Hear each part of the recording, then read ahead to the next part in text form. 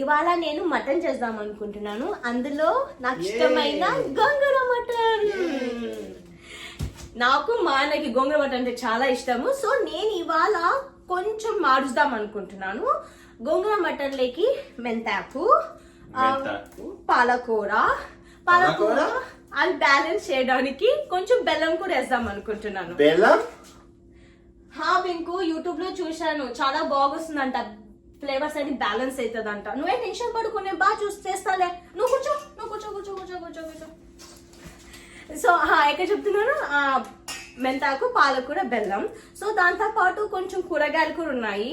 So ఆలుగడ్డ, బెండకాయ కూడా వేద్దాం అనుకుంటున్నాను. ఆ బెండకాయ జిగుడు ఫ్లేవర్ వస్తాయి కదా, సో అది బెండకాయ కూడా వేద్దాం అనుకుంటున్నాను.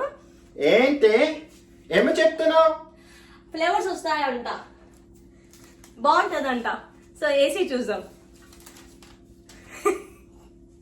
గోంగూర మటన్ లేకి బెండకాయ కూడా వేస్తున్నాము. బెండకాయతో పాటు ఆలుగడ్డ, మిగతా పాలకూర, మెంతాకు కూడా వేయబోతున్నాను. సో గోంగూర మటన్ చేద్దామా ఇంకా మనము? ఏమంటావు బాబాయ్?